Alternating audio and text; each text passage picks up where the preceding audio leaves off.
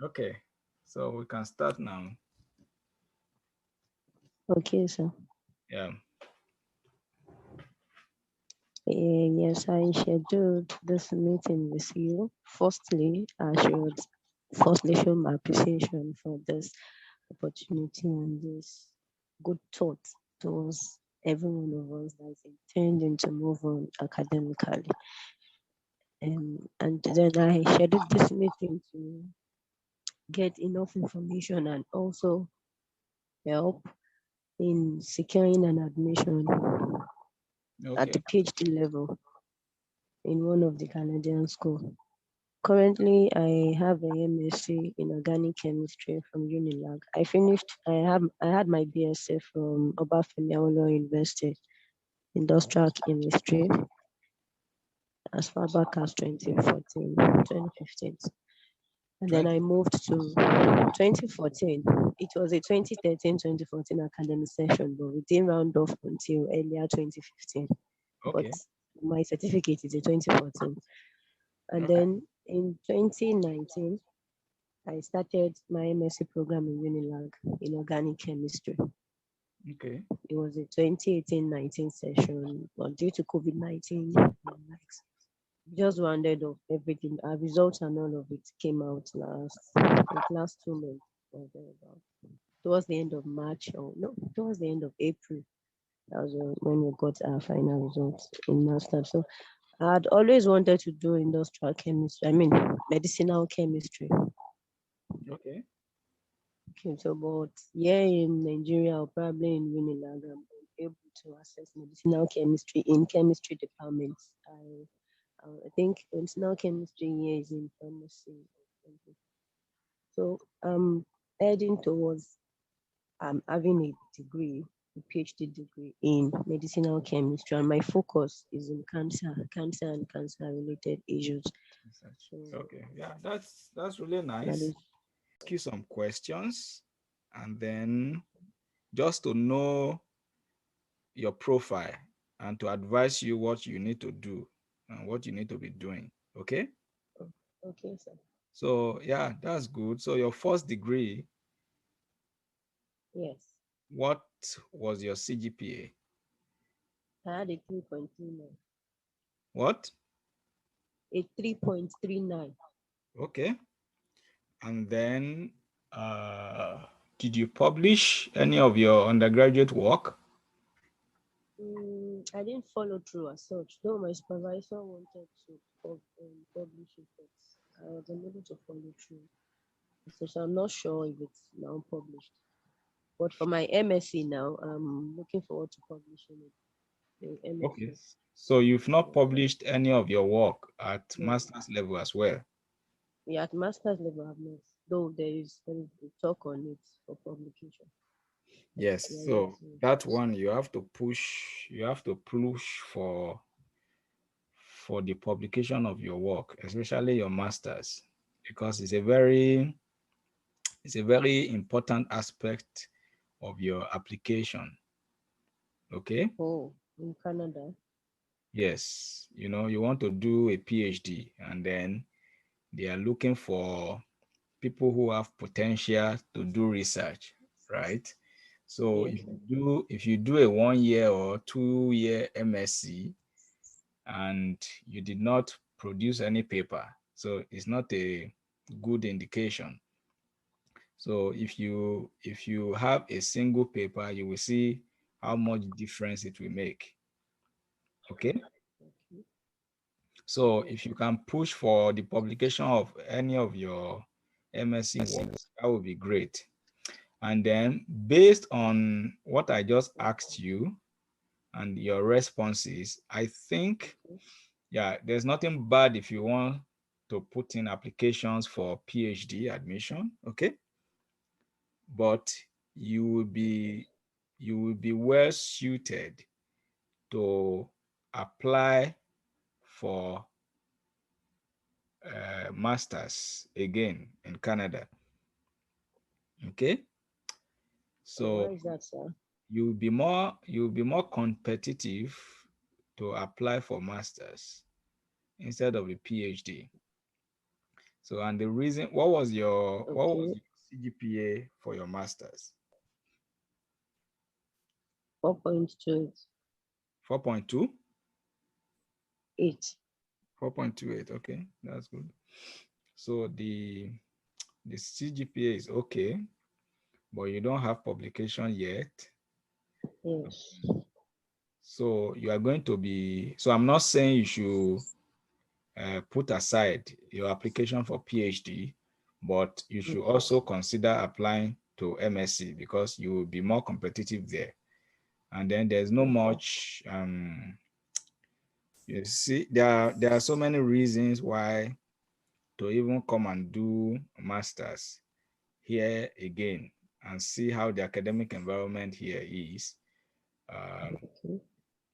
Because I did something similar, although I did not finish my master's. So I also finished from Unilag. Uh, Okay. I finished from the Department of Physics. Okay. So I did my MSc there, and I came back as a research assistant, graduate assistant, they call it.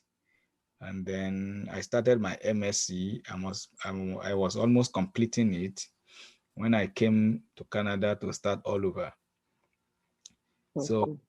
and while you are doing your MSc here, it will expose you to a lot of things, uh, and to help you to make a better decision as to whether you want to continue doing a PhD or not, because this is where you are.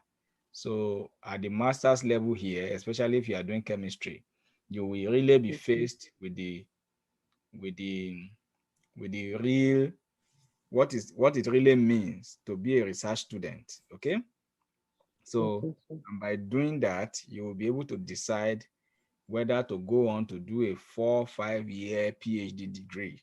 Okay, and you will also okay. look at your prospect. You'll be better informed to look at your prospect in the future as to when you finish having your degree, what would you do with it? What can it get you? Okay. Okay. So, the point I'm making is that if you can note it down, you will be I'm applying, noting. to Canada. Don't only apply for PhD. Do don't only apply Okay. for PhD, also apply for MSc. Okay? Okay, sir. You have nothing to lose. So it's not you have nothing to Okay. lose. Okay? Even if you get an Okay. MSc, you have everything to gain. Okay. So, Um how many years? Sorry, sir. How many years do you for the MSc program so the and the MSc will PhD be two program? years. The MSc will be 2 years. 2 years. What about the PhD? So After the MSc, going into PhD in how many years? the PhD will take minimum of 4 years. Oh, with the masters. Yes, after you complete the masters. Yes. Yeah. Okay. So, um, yeah, except that I'm very sure that when you come over, except if your life ambition also include after having a PhD, you will choose a different path, because when you complete your MSc, you can quickly get your postgraduate work permit. You can easily quickly become a permanent resident. You can become a citizen. Like, Okay. you can become all of these even before someone that goes on to do a PhD finishes their program. Okay. So, when you have this information, you'll be able to weigh the pros and cons, right? Okay. Sir. Do I want to go and do a PhD, or do I want to go and work and make some Okay. money and become a PR and become a citizen, all of that. So you'll be able to make decisions. So it's not a bad idea to consider the MSc, okay?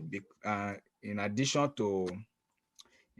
to you having a better chance of getting admission with the MSc, Mhm. okay? Okay. Yeah. So Okay.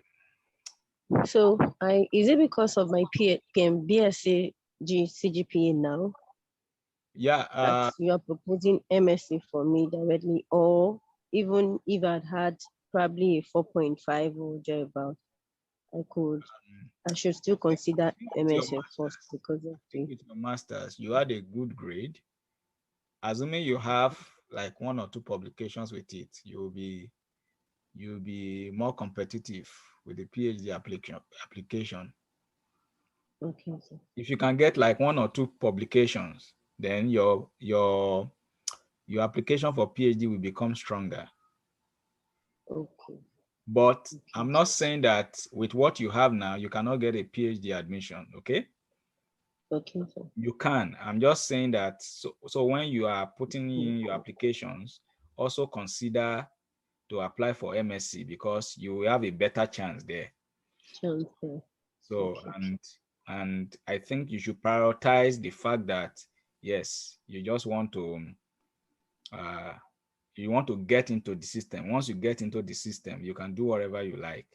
You can Okay. PhD is not running away. You can always get a PhD. And once you get an MSc in Canada, it's very easy to get. It's just a matter of time. It's very easy for you to get a PhD position. Okay, sir. Okay? Okay, sir. Yeah. Okay, so what are the basic requirements for either the MSc or probably the PhD? Yes. So What's are the you requirement on my own page? yeah. So now, so have you ever done any research about studying in Canada before? Nope, not really, because I Okay. wasn't looking into Canada first. I Okay. was Where also did you looking hear into about about this? Canada. Okay, yeah, that's the other thing. So what the work you are doing now, is it related to industrial chemistry? Yes, I'm in the chemical distribution company. I didn't hear that. I said I'm working in a chemical distributing company now, so it's basically industrial chemistry and organic Okay. chemistry Okay, that's that good. I do. So it's part of And it. before then, I've been in pharmaceutical, so I was in quality assurance. I've worked in quality control. I've worked in Uh um, I don't think you are using your mic. I can't hear you. yes, I'm sorry, it's because I'm on earpiece. Can you hear me now, sir? Yes, yes. Okay, I said before now, I've been in the pharmaceuticals. I've been with me and Baker in quality assurance. I've Okay. been in quality control. I've Okay. been in wastewater management in the government agency. Okay. Then I went back for masters before I now joined this Okay, yeah. So those are good things that hospital. add to your profile. So when you are applying, okay, you have to tell your Okay, story, sir. put all of those work experiences, say things about them, like Okay, what makes you like the ID candidate. So tell them that you okay, don't only have the academic experience, having your BSc and masters, that you've also gained like industrial experience. Okay. okay, sir. And then you write your story and try to convince whoever is at the other side to see you as their best candidate. So that's also an advantage, like the work experience you've had. Okay. Okay, sir. Yeah. So yeah, what you need to do now, uh have you read any of my articles before? No, I haven't. Okay, so uh I hope I will. Can you give me your email again? I will send you an article that gives an overview of what you need to do, okay? Okay, sir. So you need to read that article. It will give you like a rundown of the skeleton of what you should be doing. So, but I will briefly go through it now. Um, Okay, sir. so what you first need to do is you need to use your search engine and Okay, you need to search for schools, universities in Canada, okay, okay, that offer industrial chemistry. That's what you want to do, right? No, medicinal. I want to go into medicinal. So you want to search for schools that offer medicinal chemistry. Okay? Okay, sir. Yes, in Canada. So you want to get all those schools and you will note them. So after that, you will go through them one by one. You go to their website. The websites of universities in Canada have a lot of information. They are information rich websites. Okay? Okay. Everything Okay, you sir. need to know, everything you need to know, uh, everything you need to know is on the website. Okay? So Okay, for sir. each website, you will go there and then you will go to that department where they are offering medicinal chemistry. Okay? Okay. Then you will look at the professors, go to the faculty. So they call professors here faculty. Okay. Okay? So Okay, sir. you go to the faculty page where they will list the professors. So they will list the professors. Each professor also has his own like website. Okay? Especially. Okay. Okay, and they will list what they are doing. They will list their research area, their publication, and all of that.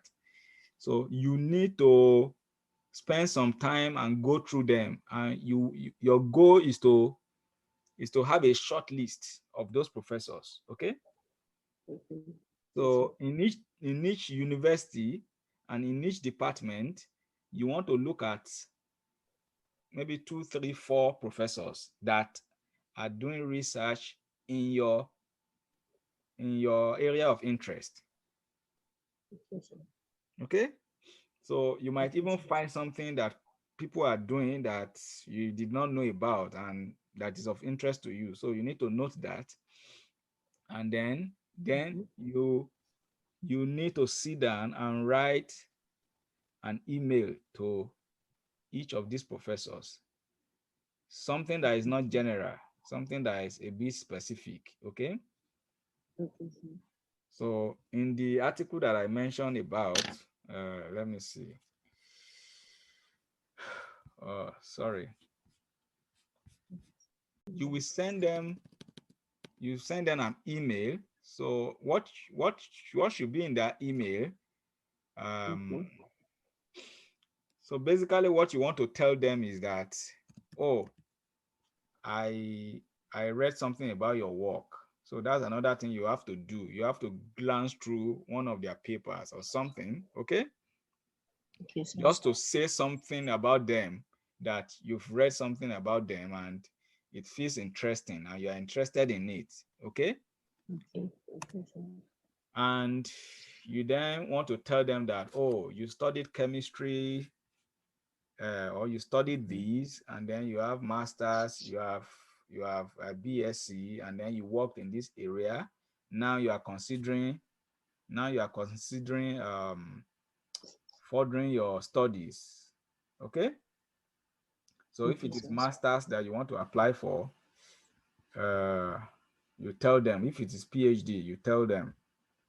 Okay. Okay. And then you will Okay, tell sir. them that you will ask them if they will be willing to supervise you. You will send them Okay. you will attach your certificates and your transcripts. Okay. Okay. Okay. Okay, sir.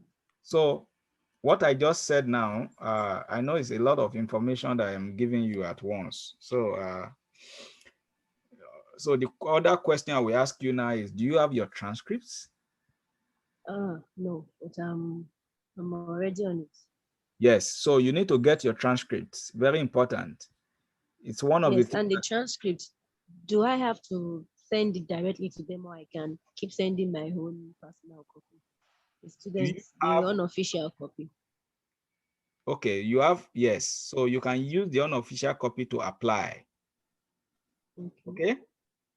But afterwards, I'll still need to submit the official one. Yes, after you get the admission, you'll be required to ask your university to send your transcript directly to them.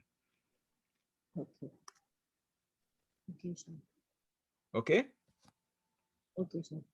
Yeah. So uh so that's the email. Okay? So you need Okay, to sir. send them email, and in this email, you will send several. You will send to several. So you are looking at about 7 to 10 universities. In each university, you are looking to two, three, four professors, right? Yes, sir. So that's a lot of them. The email has similar body, but specifics like their name, where they are working, the research they are doing, you have to change Okay, it sir. for each email, right? Yes, sir. Yeah. And then, so after you send the email, you need to go back to the departmental website, look at what they require for application. Okay. So note each document and make sure that you have everything. If you don't have them, go and get them. Okay. Okay, sir. Yeah. And um, so after you do that, you need to start. If they provide information about what you are going to write, for example, they might ask that you submit a statement of purpose. Okay. So usually when you are coming to Canada to come and do research, they will ask for a statement of purpose. So you can go now and see what they need in the statement of purpose before October, when the admission portal will open. So you start now and be writing your statement of purpose. The more time you spend with it, the more you can write a better essay. Okay. Okay, sir. And then get people to review it for you, like friends, family members, and anyone that can help you, to just see that there's a flow to your write-up, and you are going to be writing a story about yourself. Like, this is who you are, this is why you are suited for the position. Okay. Okay, sir. Yeah. So when you get everything prepared, all you need to do is, when the application portal opens in October, you are going to be submitting applications. That's another point that emphasize. So you need to submit Okay, applications, okay, and a lot of them. Okay. okay, okay, So you can do everything in this world. If you don't submit your application, you have no chance of getting admission. Zero. Okay. okay, okay, sir. The only way you have any chance of getting admitted is if you submit your application. So when you send the emails, whether the professors say they don't reply, or they reply and say they don't have funding, or they reply and say whatever they say, okay, Okay, sir. get yourself ready to submit applications in October. Okay, sir. Okay. So what I applied for when I was coming Okay, to sir. Canada Okay, was sir. not what I got. I got an entirely different professor who was interested in my application. Okay. Okay, sir. So even if all of them says no, no, I can't take you, no, I can't take you, submit your application. You never know who will be interested in your application. Okay. Okay. Okay, sir. So I know there's a financial constraint here, but try to submit as many as possible. Okay, sir. So when you've narrowed down your search, like the university department where you'll be going, so Okay. try to submit a lot of applications. If you have Okay, the sir. money, yeah, I understand the situation, but 3, 4, 5, 6, 7, 8, 9, 10, as many as possible. Okay. Okay, sir. because Okay, because sir. it, because it's a game of chance. Okay. You can be the best applicant, and yet if you submit just a single application, you could have people you could have other people who are just as qualified. Okay. Okay. And there's no they cannot take everybody. So you might lose the chance of being admitted. But if you have multiple applications, yeah, you increase your chances of getting one of the one of the admissions. You just need one, right? Mm. Yes, sir. Yeah. So that's basically what you need to do. And so it's a lot of things to do from now till when you submit your application. Then there are a Okay, lot of things that you need to do after that, like if you are given the admission, how to apply for visa, but we can't talk about those now. So, but okay, what I just mentioned are those the things I just mentioned are the things that you need to be working on now, and okay, sir. get yourself prepared to say yes. I'm going to do it. Okay, sir. So I have people who, they come and I ask them, have you applied to Canada before? No, they are just sending emails. They will never get it. Mhm. Okay. So you need to submit applications. Okay, sir. Yeah. And I think you are a good candidate. And Okay, try to contact your professor again, your MSc professor. okay, sir. If you can publish something from your master's work, it will help you a lot. Okay, sir. Yeah. Mm. Okay. Sorry that I've just been talking. Ah, no, it's well appreciated, sir. Thank you so much for your time and